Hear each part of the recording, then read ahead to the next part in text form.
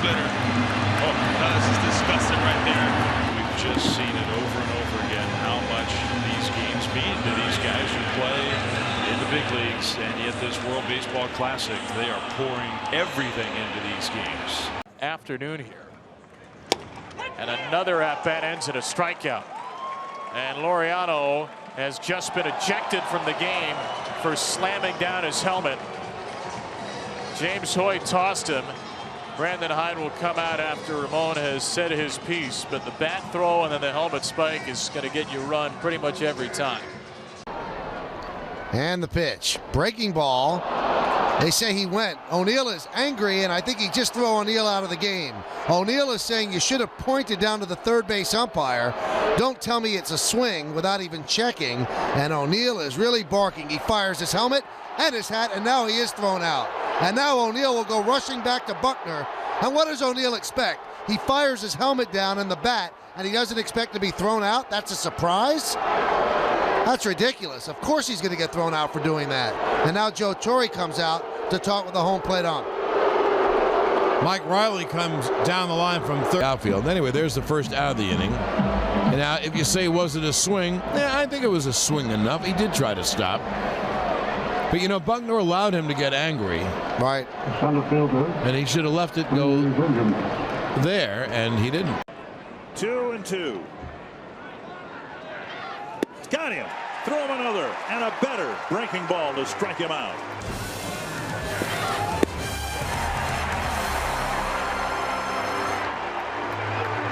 The benches have cleared. Perkins must have said something to Donaldson, because after he swung at strike 3, he marched right toward Glenn Perkins. Both benches cleared. Suzuki in the middle of it, smiling, because of course he knows most of the guys from the. It's a good breaking ball down. Perkins saying something right there that catches Donaldson's opinion. Perkins smartly kept marching to the dugout. And he got him 103 miles an hour. He's staring down the Cubs dugout. Yes, he is. And we are letting him have it.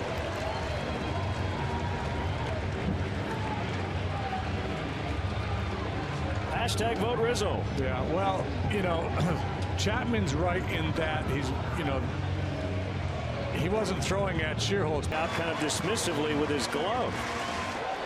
The benches have cleared here in Cincinnati.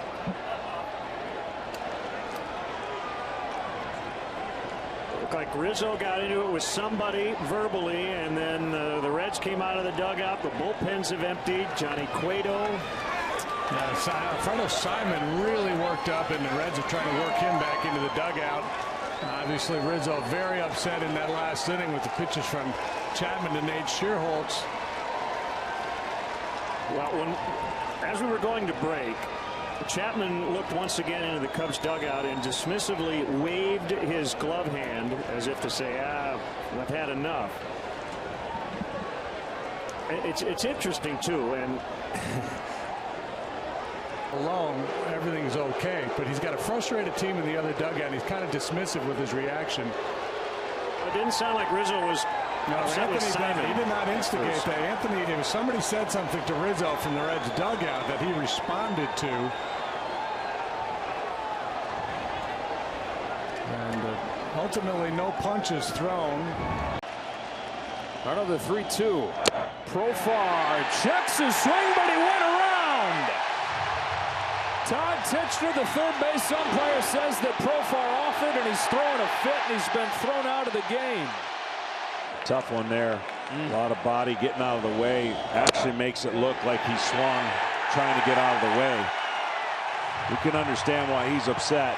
Big moment, probably the biggest moment, with first and second, nobody out, and now there's men on first. Still tying run at the plate, but tough call, tough moment if you're a Padre.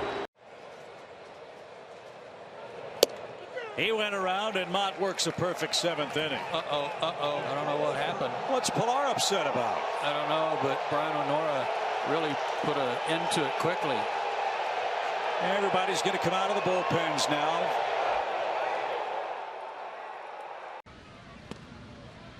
Strike three for Anderson, one down. Little stare at Stroman. Didn't say anything, just looking at him.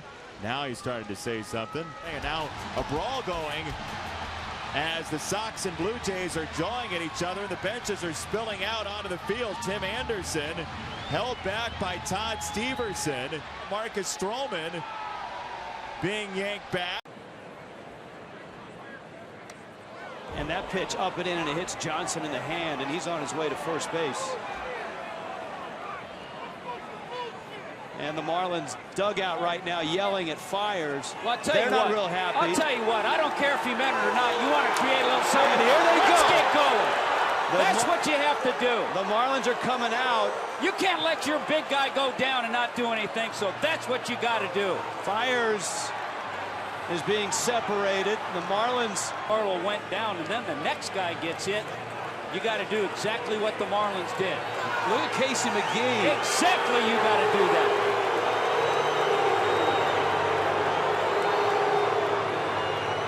The Marlins visibly upset. McGee being restrained right now. He wasn't going after a player. He was going after an ump. See if he gets first base. I'll tell you what, Mike Redmond is upset. If they say he swung at it, Mike Redmond's going to get run right now, and he doggone better get in his face, and he's going to. Now Redmond's been tossed out of the ball game.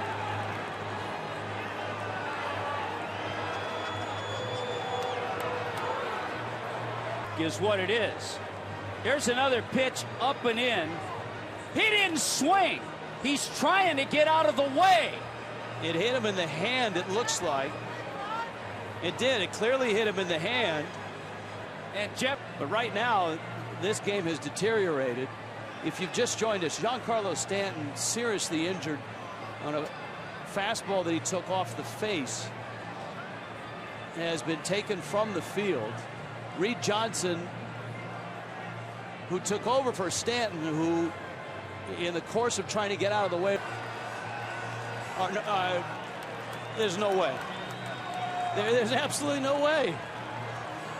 They're saying Reed Johnson struck out? The pitch hit him in the hand. He didn't swing at the pitch.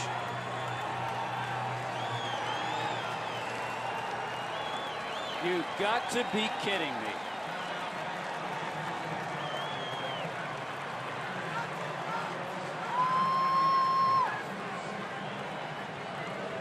Well, there's nobody on the field. The Brewers have left the field. The Marlins are in disbelief. They've seen Stanton carted out of here. They saw the next pitch come up and in and clip Reed Johnson in the hand. And for